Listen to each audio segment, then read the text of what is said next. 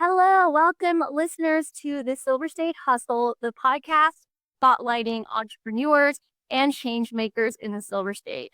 Today, I have a special guest, Joyce Toti, MBA, founder of Collective Women's Leadership, a groundbreaking network for women's empowerment and professional development, and igniting women's leadership potential through mentorship. Welcome, Joyce. I'll let you say a little bit about yourself and then we'll get into it. Thank you so much for having me. I am honored that you asked. I've been in Las Vegas 17 years. I grew up in Arizona, and then after my undergrad, went to New York City and Florida, and ended up here in Vegas. And yes, I founded Collective Women's Leadership back in April of 2024, so not even a year yet. And it's hit a nerve, right? I mean, women are responding. I found that there was a huge void in the market in regards to women's networking groups. Specifically, I found that there were two major issues with them. One, you had to be a VP or above, which I personally find disheartening for a lot of the up-and-comers and emergent leaders. Or two, they were very industry specific. And the data shows that in my age bracket, I am 46. So my age bracket, we will have 3 to 4 distinct careers. Now, as that age goes down, I think your age bracket and maybe the younger generation will have 4 to 5 distinct careers in very different, vast industries. So Collective Women's Leadership embraces all women from all different walks of their career, whether they're an emergent leader, whether they're an executive, whether they're in real estate, whether they're in a corporate role, publicly traded company, privately traded company, and most importantly, entrepreneurs. So that is Collective Women's Leadership. I think it's amazing. I believe I checked your Instagram, maybe some other social platforms, but it was like 165,000 women that you have eyes on, salary negotiation and how to work with your employer and with technology today. You're a women leader, or maybe some of the listeners who are watching this or listening to it on a podcast channel. How can you help them overcome imposter syndrome and claiming your space in this male-dominated industry? You have to do a few things. You have to show up. You have to have something valuable to say. You have to have something in regards to, take a lot of notes when you're there, and always have something to contribute. Whether that's a follow-up question, whether that's gaining further understanding of what's being said, that's challenging the process because you don't have to agree. I was known for that most of my career in terms of saying, I don't really agree with that, and here's why. Because we have boots on the ground and maybe I'm in a lower position, and let me tell you the realities of actually what is happening, not sitting up here in your executive suite. I've said that a lot, and I've really challenged the process in terms of people who and the employees and the staff and the team really doing the work that are maybe customer facing, who are really understanding the expectations of the customer, the feedback of the customer, taking those customer calls. But those three things, right? Have something to say, be prepared, and challenge the process. It's tough for women to speak up and to understand that there is value there. And I think that starts within, and starting to join maybe some of these more executive meetings and becoming that leader is a very scary process. And it's always nice to have someone in your corner, or maybe someone who's been there before, to say that this is normal that you feel this way, and this is how we can overcome this, whether it's together or maybe adding more leadership skills to your resume to be able to communicate with maybe someone who isn't used to an environment like that. And I know that you are very big on empowering upcoming women leaders. How does Collective Women's Leadership support these leaders that are ready to take the next step, or maybe ask for that raise they've been waiting for the last few years, or maybe tell their boss that I want that supervisor position? What would you say are ways that your community has helped these people? Sure, we receive a lot of DMs, a lot of coffee requests, a lot of, can you look at this for me? Can you walk me through this conversation? And when those things happen, we go directly into the problem that they're having. We go through tools and tactics that have worked in the real world, both in corporate negotiations for myself in both publicly and privately trade sectors. And then we really walk through all of their achievements for the last 12 months. You have to be an advocate for yourself. And it starts with notating down all of your achievements throughout the year or throughout your tenure within your position. So I ask them to do a little bit of homework, right? Have your 10 biggest accolades that you've had for the last 12 months and ensure that you speak to how those attributed to the project, to the department, to the bottom line, whatever those might be. From there, we go into role plays. I'm a big advocate of truly going through me playing kind of the supervisor or director, and I know what questions are going to be asked to the employee who wants more money, who wants a raise, all of those types of things. So we truly go through role plays until they feel comfortable with having a very uncomfortable conversation and they remain calm. It's okay to look at your notes. It's okay to look back through and say, I need to look at my notes, but being well versed in it and really practice putting in your reps, really making sure, just like when you go to the gym, right? You're not going to go to the gym once and have a six pack the next day, but you will over time if you truly make the effort and be consistent in having the tough conversations. So it's about them reaching out, us giving them true tactics, role plays. We give them a lot of homework to do on their own as well. You mentioned something about effort, and in history, women have wanted to know exactly how they go to their employer and tell them how they can get paid either just as much as men, maybe more than men. And this is an ever evolving question that the secret is something that maybe you hold. What advice would you give to someone who is like maybe burnt out on trying to use these tactics to get their employer to understand their value? Ooh, that is a good question. If they feel as though they're burned out, right? Have they turned every page? Have they sought out a mentor within the organization who is kind of their spokesperson, who is talking about their names in rooms, maybe when they're not in there? Are they making sure they have advocates throughout the company within different departments? Are they really making sure they're tracking their progress? All of those things. If they've truly put in the work and they're still frustrated, at that point, it's probably time to look at other resources or look at other careers or positions within their careers with other companies. But if they've truly exhausted those efforts and the company is not moving, maybe it's time for them to move on. That can be a tough conversation for maybe someone who has been there for a decent amount of years, and at a certain point you have to kind of reflect on yourself and see that if that company will continue to see the value, or like you said, it's ready to move on. Maybe they're officially getting promoted into a supervisor or a VP or a CEO. What is something that you think that they could focus on in their careers? You have to get really comfortable as a leader with not being liked. Let me say it again. You have to be okay in a leadership role not being liked. You can be respected. They can value what you bring to the table, but you are not going to be liked by everyone. And oftentimes, when we are promoted within our departments, and now we are then going to take on a supervisory role with people that we have worked with before, you are quickly going to realize they were not your friends. And you have a decision to make.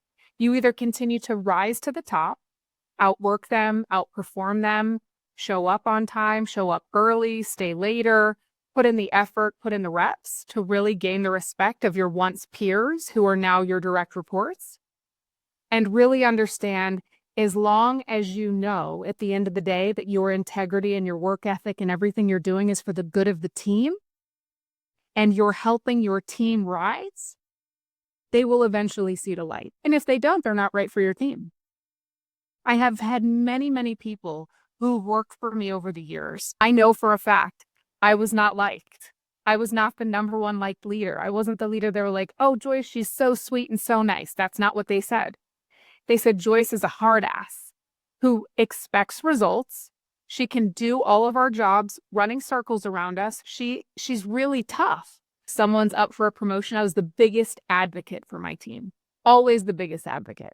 That's interesting what you said about the peers. If you've been working alongside some people that may have gotten into your job outside of college and you've been there for 5 or 10 years and you're ready to take that leadership step and you're a little worried about what if they don't like me? What if they won't agree with what I say? And you do have to be comfortable just being in that role and leading with that, because it can be really hard. I love what you said when you mentioned that as your peers and you step into that leadership role, you have to be comfortable not being liked, because you're there to do your job now. It's not always fun and games. Selective Women's Leadership does a lot of mentorship programs for leaders, or maybe some listeners who are watching this that have gatekeepers in their company. And how do you tell if they're a gatekeeper, and what do you do for yourself within a company that you could tell someone isn't allowing you to grow? You do everything in your power to make sure you're helping them and befriend them in a way, in a very professional way, that you're really in their corner, right? So you are making sure you're not emulating their energy. You're making sure you're not emulating the gatekeeper type of mentality. And you're working through that through really your efforts and your results. Your efforts and results and your work ethic will always outshine anyone else who's not there for the right reasons. It happens every single time. I've never seen in one instance or one scenario where the worms don't always float to the top, because they do. It's it will happen. As long as you stay true in terms of your work ethic, driving results in whatever capacity that is in your industry, and making sure that you lead and work with integrity, you will always win. The word integrity that you mentioned, that I think it's amazing. And some people in their leadership positions may not even know that they gatekeep, or maybe someone has been gatekeeping to them, so it just seems normal with work environments. As your journey has continued to grow with Collective Women's Leadership, how can you suggest women leaders to uplift their team and build that supportive network within their organization? We, as leaders who have kind of made it to the top and flourished in leadership positions, have a responsibility to give back and create paths for those behind us, and to lift everyone up, because someone did it for us. Someone, whether they were male or female, gave us an opportunity, took a chance on us, gave us a promotion when we weren't ready, made sure that our names were brought up in rooms for promotions, advocated for us. So we have a responsibility to do that for the next set of leaders coming up. And it will only, if we lift everyone up with us, we will then continue to succeed. Let's get into something that you are the expert for everyone in, is salary negotiation. Just off the bat, what is something that you can share? I know I watch a lot of your content where you do the role playing, and I love it so much. I think that's very helpful for some people who truly don't know where to start. How can anyone take that step and approach their salary negotiation? First and foremost, it has to start with a lot of market research that you have to do within your industry.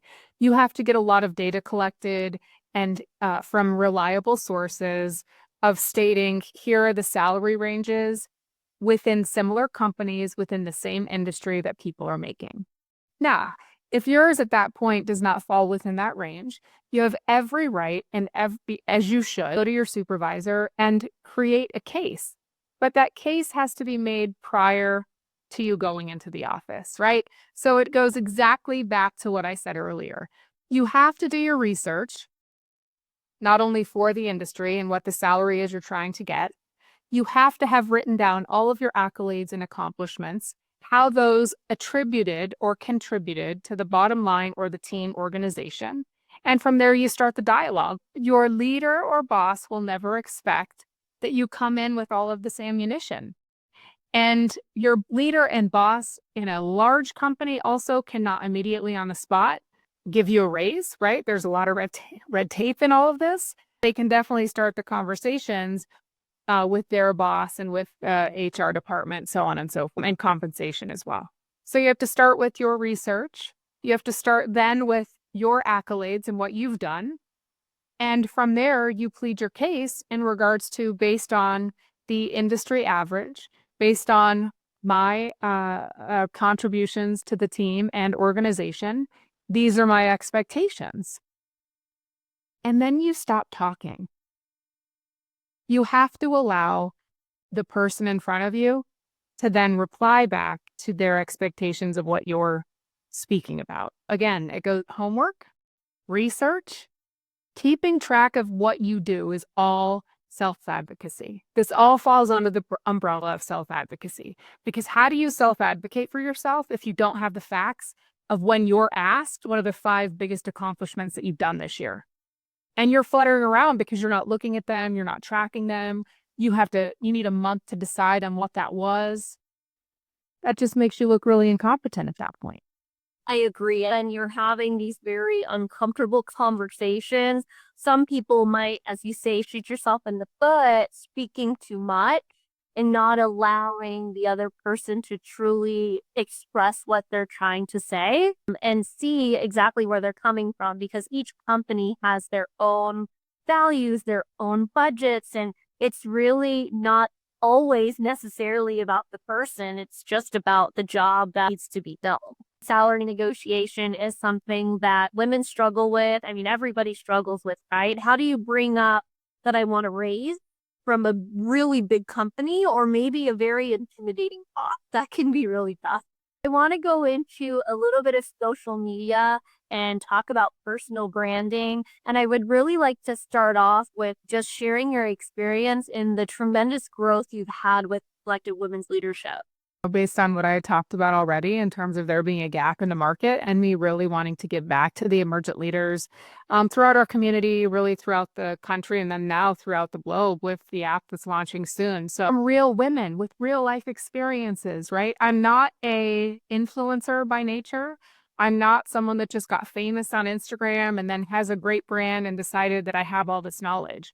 It truly comes from over 25 years of like doing the work and going through these big struggles within organizations that are gigantic and then some smaller organizations. The influencer piece came kind of, I guess we're considered micro influencers, if you will, based on who our following is now. But the personal branding piece is something through my career in the companies and big retailers that I've represented for a long, long time kind of came naturally. I understand what it takes to build a brand recognition, that luxurious piece that I come from.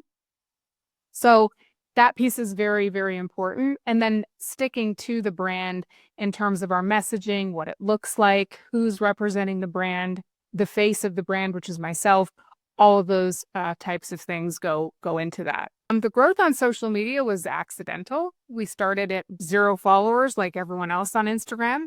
And then what we do find is the interactive role play reels upset some people. Some people really like it, but the Instagram pirates and the Instagram bullies sometimes don't like it. But what they do is everyone knows, like the Instagram secret is they're hating on what we are putting out there. You make us go viral. So thank you. So thank you for the negative comments. Thank you for the bullying comments. Thank you for the shares, because you continue to make us go viral. We've had probably 4 or 5 reels, over 5 million views and shares, likes, comments, hate, love, all of those things. More love than hate. We embrace all of it, and you're watching, so we're here for it. I remember when I met you, it was in the beginning stages of a lot of this growth. And I remember you celebrating your first 100,000 followers. You have a platform where people who might not necessarily reach out or know what steps to take to become that leader or train to be that leader. I think Instagram and social media has allowed other people to be able to meet other women like yourself and truly evolve their leadership role, evolve their careers, and maybe go back to school. You just got your master's degree this year. Congratulations. What can you share for maybe someone who already has their bachelor's? Maybe they're thinking about going to college again and developing those skills. I'm always a believer, and you are never too young or too old to teach yourself or to learn. What can you share in that experience of, graduating and walking across that stage? So let's talk about, in a lot of industries, males have their MBAs. And I was sick and tired of being in rooms with men who were touting their MBAs. That's a true story. It was like deep seated in my brain that I wanted to be in an environment where I could equally say, oh, I have my MBA as well. That's one thing, right? Because a lot of males have those. The second thing is going through the MBA process gave me the confidence to launch Collective Women's Leadership from nothing, just from an idea.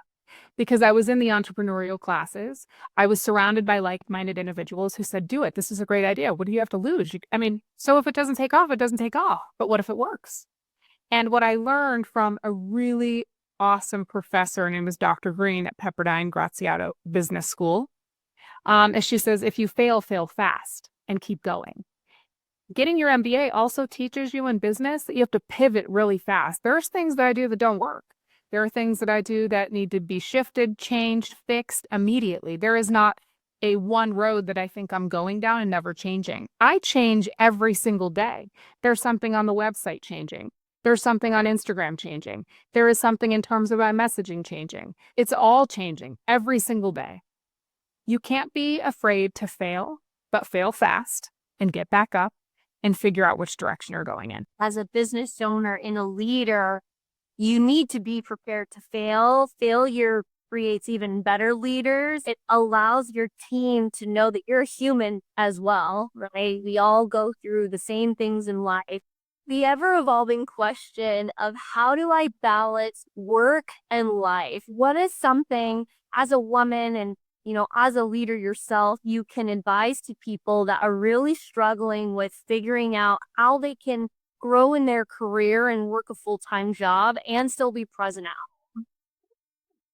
Here's the thing. When you're building something extremely spectacular, whether it is your business, whether it is your career, whether you're going to school, this work-life balance is a farce. There's actually no such thing. You can't be present in your career and equally have your shit together at home. It's absolutely impossible. Now, you can learn, you can have 50-30, 60-40. It will never be 50-50. And I think we put too much pressure on ourselves in that term with work-life balance. Is that a 50-50 balance? Because if it's 50-50 balance, you're going to be 50% great at work and 50% great at home. But a surgeon would fail. A surgeon can't be 50% good at work and 50% good at home because he wouldn't have a job, right? So we go through phases and seasons of our life. So you will be 100% at work, but your family loves you enough to maybe be patient for 6 to 8 months to realize that you're building something great. And then you'll be 80% at home because now you've mastered great skills at work, right? So I think there are seasons of life you have to realize, and I'll be really honest, when I went back to get my MBA and when I launched Collective Women's Leadership, I'm an empty nester. I don't have children at home anymore. It's just myself and my husband. And so I have full-time expectations that I can fully dive into Collective Women's Leadership.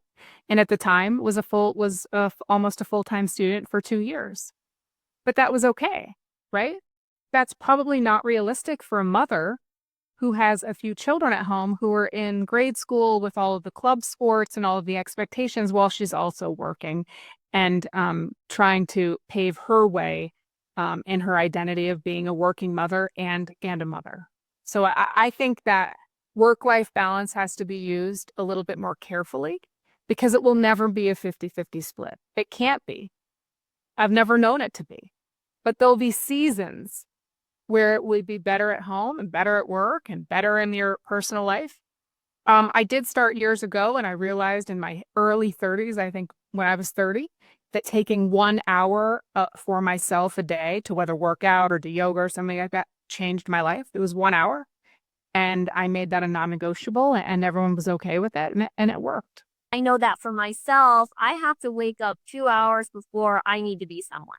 And that's my time. That's for me to do yoga, drink coffee, like don't talk to me, like this is truly my time. And maybe for some people, it really is just that 1 hour or maybe even 30 minutes, but that can kick off a different day than if you were to start and not do anything for yourself at all. As a stay-at-home mom, maybe that's listening to this, that is maybe kicking off their business, How can you suggest for them to start if it's been, 18 years since they've been in the workforce? If you've spent the last 18 years at home, you have a lot of knowledge, right? You ran a household, you were the CEO of the household, you were able to get the kids off and doing things and keeping everything. You are able to manage a lot. And then finding your passions again and figuring out how to launch these businesses. Utilize your resources online, utilize and DM people on Instagram. You'll find more often than not that a lot of people are very, very willing to help you on Instagram. I personally answer every DM I get via Instagram if they're truly looking for help. Utilize your resources, utilize your community, and really do the research and launch a business and start it on Instagram. It's all right there, and it's a lot easier than you think. But if you fail, fail fast and be ready to pivot because everything changes daily. I really need to write that on a sticky note on my desk so I can remember to listen to that, because that is great advice for people who are stepping into the workforce. It's changed so much. You can work from home a lot easier than you could have before. You can learn these skills online where you didn't have the resources 30 years ago to be able to teach yourself, and maybe some courses or products you want to launch, and that's really great. One of my favorite questions to ask entrepreneurs is, what are some books that have changed your career or maybe kick-started you into wanting to be in the business world and start, your business? So, a few of my favorite books are The Four Agreements, The Alchemist. If you've never read The Alchemist, you will absolutely be inspired to do something you're afraid of doing. The Art of War is a great negotiation book, and Atomic Habits. Those would be my four. I'm a book nerd, so I always love having book recommendations. And for some of you who are listening or watching to this and can find it in a podcast somewhere where it's a little bit easier for you to listen to, because as entrepreneurs, we're multitaskers, and maybe we're listening to a podcast on the way across town, or maybe we're cleaning up the house and listening to a podcast, so you don't always have to read books. So with Collective Women's Leadership, what are some things you guys are working on, and how can listeners get more involved with your organization? Sure, there's a few ways. So collectivewomensleadership.com is everything you need to know about us. We have fun on Instagram at Collective Women's Leadership, which you mentioned. And in January, we are launching our app. So we are launching, it was just approved on iOS and Apple, the Collective Women's Leadership app, where we are taking all of our information that we have fun with doing on Instagram, and do a more serious note through some collective women's leadership methods on our app. So we have some courses in regards to personal branding, salary negotiation, how to dress for success, tough conversations outside of your computer screen, but really face to face. So all of the things that our followers have told us for many months that they struggle with, we are creating the collective women's leadership method within our app. So exciting. Technology today is truly amazing, and the amount of resources there are out there, you are going to help a lot of women grow their careers, change their habits, and truly be their authentic self, and break those barriers into becoming the leader just like yourself. How can I attend one of these amazing events where I can meet other women just like you in your organization? On the website, collectivewomensleadership.com, you can apply to be a member in Southern Nevada. And we have our in-person events probably every other month. They are slated on the calendar for all of 2025, so you can see what those look like. Everything from educational series. And in 2025, we're also kicking off one of our Coffee Connects per month. We're going around to different charities in the Valley so we can learn more about how to get involved and how to give back to our community as well. Thank you so much for your time today, Joyce. I know you're a busy entrepreneur, and I really appreciate you being a part of this special project. Other than following Collective Women's Leadership, how can people connect with you, and what is the last piece of advice you would give to someone listening to this? My last piece of advice is, with the ongoing changes in Instagram, just be careful who you are connecting with and surrounding yourself with. Who you surround yourself with is who you become. So if you want to sit with entrepreneurs who are goal-oriented, like-minded, You have to be one of those people, right? I mean, there's the quotes everywhere. If you hang around 9 smokers, you'll be the 10th. If you hang around 9 drug addicts, you'll be the 10th. So it's just really, really important to hang around people that you aspire to be like. Your environment, who you're around, who you truly bounce off your energy can truly make a difference. Thank you so much again, and we'll talk to you soon. Thank you.